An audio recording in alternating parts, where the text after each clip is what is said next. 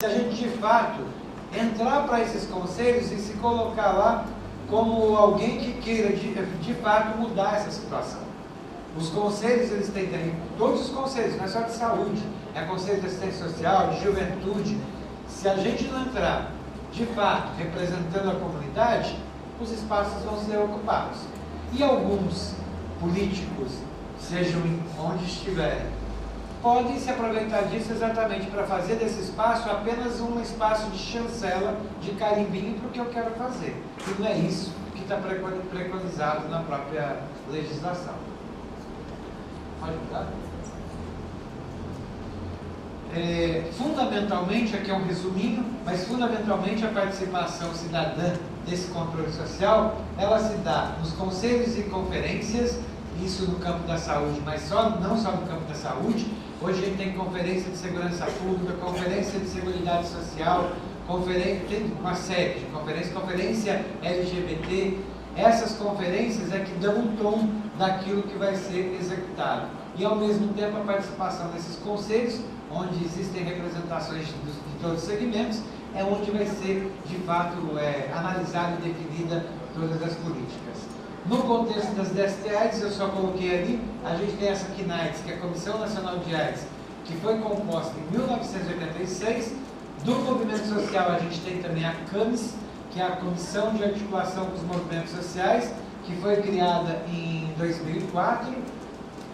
Ela tem representação de 10 fóruns de ONGs e 10 movimentos sociais que participam lá nas discussões daquilo que é pertinente para a discussão com os movimentos e com a comunidade. No departamento de AIDS ainda tem uma série de comissões, comitês, comitê de vacinas, comitê de vigilância epidemiológica, sempre com a participação da pessoa afetada, uma pessoa vivendo com HIV e AIDS sempre participa dessas comissões e comitês, e também de representação de organizações não governamentais. E os grupos de trabalho que têm começo, meio e fim, mas que são constituídos para determinadas tarefas, né? Análise de determinados problemas. Essa é mais ou menos a composição lá do departamento. Junto com isso, a gente tem aí a participação cidadã acontecendo pelo próprio movimento. Então, o governo federal também apoia e estimula a que estados e municípios apoiem a realização de eventos como esse, organizados pela sociedade civil e que tem o seu desdobramento. Nós temos aí o ZENONG, Encontro Nacional de ONGs, Encontro Nacional de Travestis, Encontro Nacional de Redução de Danos, encontros regionais. Esses encontros são a base para que a comunidade possa discutir, estabelecer prioridades e fazer encaminhamentos. Por isso a importância de continuar apoiando. Ao mesmo tempo, a gente tem uma série de eventos que são em parcerias com outras secretarias de governo, com a Sociedade Brasileira de Infectologia. Acabou de acontecer, Zé Marcos participou lá no sul do país, o Congresso Sul-Brasileiro de DST-AIDS. São congressos da área médica que têm participação social e que são importantes também para a definição de políticas. No departamento se desenvolve lá uma série de projetos. Nós temos os projetos de assessoria jurídicas, que são voltados para pessoas vivendo com HIV. O governo federal financia, apoia determinados projetos que são elaborados pela sociedade civil para que os direitos, os deveres das pessoas possam ser respeitados. Por vezes, esses projetos financiados é um tiro no pé, né? Porque a gente dá o dinheiro para depois ser cobrado. Você paga para que a pessoa te fiscalize. Mas é isso mesmo, porque o dinheiro é da população e não é do governo que está lá. Então, estou fazendo mais do que a minha obrigação, repassando esses recursos para a comunidade. E uma das coisas bastante importantes, que também o vereador citou aqui na mesa, que foi a questão das frentes parlamentares. A própria frente parlamentar nacional, ela hoje é um estímulo para que a gente verifique. Esses dias eu tive uma surpresa, que a gente descobriu lá no Congresso Nacional uma legislação que queria criar uma colônia para levar os soropositivos para o Amazonas. Um deputado federal fez uma propositura de legislação e estava lá. Ele propondo que desmatar uma área do Amazonas, criar uma colônia, o governo federal ia construir as casas e as pessoas que vivem com HIV seriam deslocadas para aquela região. Ele estava quase que retomando aquela coisa da ranceníase. Tem um outro projeto de lei lá que a gente descobriu, que criminaliza as pessoas que vivem com HIV pelo simples fato de uma mãe vivendo com HIV, ela nem sabe direito se ela tem ou não na transmissão vertical, ela pode ser criminalizada e presa se o bebê dela nascer HIV positivo e ela não tivesse cuidado. Mas se ela não sabe do diagnóstico, então ela vai ser presa. São absurdos que tem lá dentro do Congresso Nacional que a gente precisa ficar sempre atento. A mesma coisa acontece por esse país afora, em Câmara de Deputados estaduais, nas câmaras de vereadores, e que a gente precisa estar sempre atento, porque sempre tem alguém que acha que ele está entendendo de tudo e ele quer fazer o bem da população. E quase sempre o bem da população é segregar, é tirar do convívio aqueles que nos incomodam. E isso a gente tem que estar sempre atento. Acho que era o último esse, né? Tenho certeza. Uma das questões que eu acho que é bastante importante para a gente aqui é que a gente está sempre num processo que é de reconstrução. Não dá para a gente nunca, no contexto da AIDS, achar que a gente chegou ao final. Nós sempre estamos recomeçando, porque sempre aparece alguma coisa nova. Em determinados momentos que a gente acha que a gente conseguiu avançar, acha que conseguiu chegar numa resposta, aquilo tudo tem que ser repensado para a gente se reorganizar. A AIDS trouxe isso de bom também para o nosso país. Por mais que essa epidemia seja alguma coisa ruim, ela trouxe a possibilidade de a gente olhar para determinadas situações e populações que a gente não olhava antes. Por conta de ela ter uma vinculação muito moral com a questão da sexualidade, nós tivemos que aprender, de fato, a viver com o diferente, a conviver com aquele que é diferente de mim. No contexto da sociedade civil, aí fica, não sei nem se eu posso, mas vou fazer assim mesmo, uma cobrança. Quase sempre a ocupação desses espaços, e Dora hoje ocupa um espaço importantíssimo, ele não é pensado. Às vezes as pessoas brigam para que seja feita a lei para criar determinada comissão. Não basta ter uma lei que crie uma comissão. Eu vou precisar ocupar aquela comissão. Mas também ocupar uma comissão não basta. Se eu simplesmente tiver uma cadeira lá, eu quero ser eleito para ir lá sentar na Comissão Municipal de AIDS. Não basta isso. Para além disso, as pessoas que querem participar, elas têm que ter um mínimo de interesse e buscar informações para poder ocupar esses lugares com qualidade.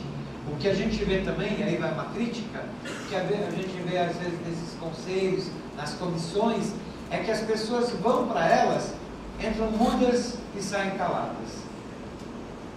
Vão para ocupar uma cadeira. Mas qual a contribuição que essas pessoas têm para dar exatamente nesses lugares? Simplesmente ter a cadeira lá, ou simplesmente receber um recurso para ir representar em Brasília, viajar, não é o suficiente. Se a gente quer mudar uma realidade, de fato, eu tenho que ter o primeiro, comprometimento com aquilo que eu faço. Segundo, informações, mesmo que da minha forma, não preciso saber falar bonito, não preciso saber escrever direito, eu preciso ter informação para fazer com que aquilo que os meus pares querem seja ouvido, seja discutido. Pode ser que nem sempre a gente consiga fazer o coletivo entender e querer seguir a mesma coisa que eu estou falando, mas eu tenho que fazer as pessoas ouvirem aquilo que meus pares estão querendo. E encerrando, acho que esse seminário aqui é bastante importante para que a gente mais uma vez marque: neste país nada acontecerá se a comunidade não estiver participando.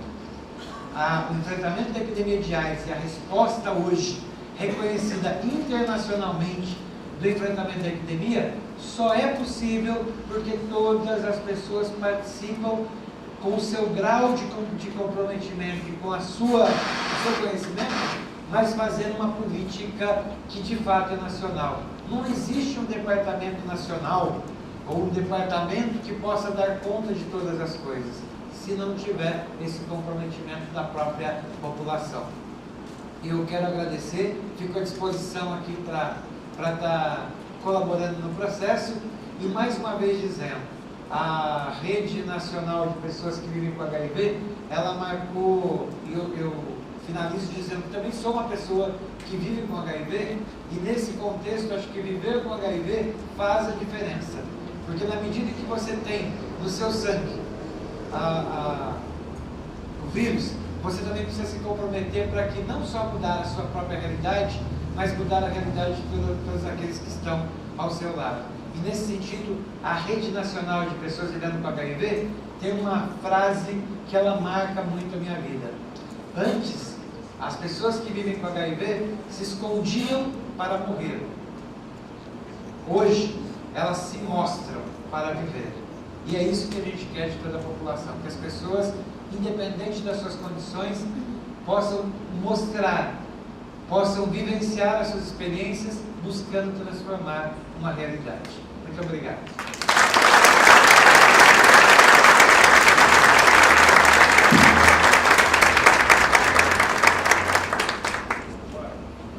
Professor Eduardo, gostaria de abrir até para perguntas. Se o pessoal tiver, estamos com um tempo um pouquinho curto, mas dá para umas perguntas, né, Cláudio? Quem tiver alguma dúvida, Felipe, nós estamos só sem microfone. Felipe, se tu puder chegar um pouquinho mais, se quiser fazer até pergunta aqui, não tem problema.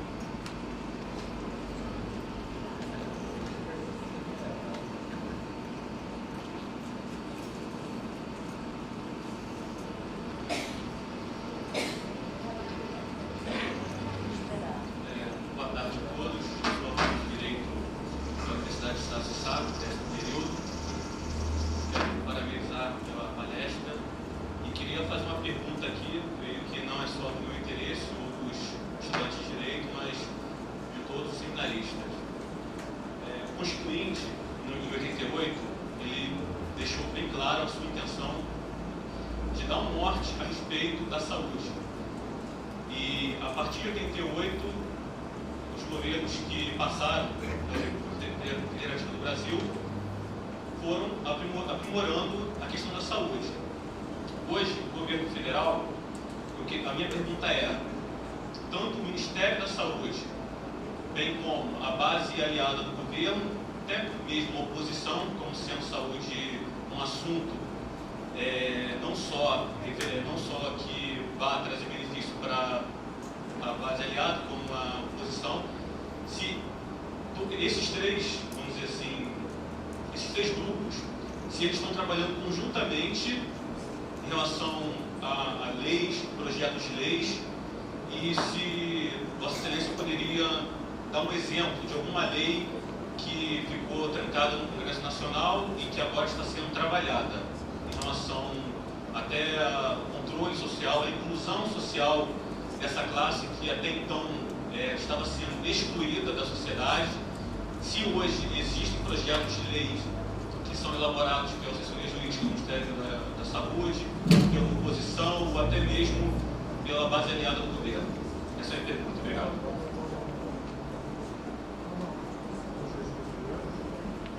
Eu vou procurar responder essa direta, mas assim, acho que hoje, dentro da questão da saúde pública, nós temos dentro do Congresso Nacional uma certa flexibilização de todos os partidos. Por mais que tenham divergências partidárias, quando se entra no Congresso Nacional com algumas coisas que são relevantes no campo da saúde, essas questões são mais facilmente debatidas e, por vezes, se encontra um consenso mais rápido. Isso não é muito tranquilo também, principalmente quando se trata de recursos orçamentários. Hoje a própria questão da PEC 29, da Emenda Constitucional 29, ela ainda encontra determinadas resistências de alguns governadores e, por conseguinte, de seus parlamentares, no sentido de corresponsabilização. Alguns estados ainda têm dificuldade para entender que a colocação de recurso orçamentário para a saúde, de acordo com as definições lá de percentuais para cada um, vai ser um benefício para todos. Independente disso, a Frente Parlamentar de Saúde, que existe lá no Congresso Nacional, ela é uma forte aliada do governo federal, independente das convicções partidárias que se tem. Eu posso dizer que dentro da própria, eu vou colocar aqui no contexto do que a gente trabalha, mas a própria questão do combate à homofobia, por exemplo, a gente tem um PL 22, ele está sendo bastante discutido lá dentro do Congresso Nacional e ele interfere diretamente na saúde. Hoje, existem vários deputados que já estão alinhados com uma perspectiva de aprovação desse projeto. Ainda temos resistência de alguns setores mais conservadores no sentido de definição desse PL. Outros projetos de lei têm aparecido, por exemplo, com relação a equipamento de hospitais de alta complexidade. Um projeto que é para definição orçamentária para o ano seguinte, para o ano de 2010, e ele tem encontrado dentro do Congresso Nacional muita facilidade para ser aprovado. Então, recursos que são destinados para a melhoria do sistema hospitalar no Brasil, ele está praticamente aprovado para definição no ano que vem. Acho que é isso. Alguém mais tem alguma pergunta? Daí não tem problema, pode ficar à vontade. Seguinte, eu acredito que o Ministério da Saúde tem controle de recursos que são enviados para os programas de STA, certo? O que ele tem? Agora, o que eu quero saber é se existem exigências de como esses recursos são gastos e para que são gastos. Ou o Estado e o município é que podem determinar como eles poderão ser gastos. Mais alguma pergunta?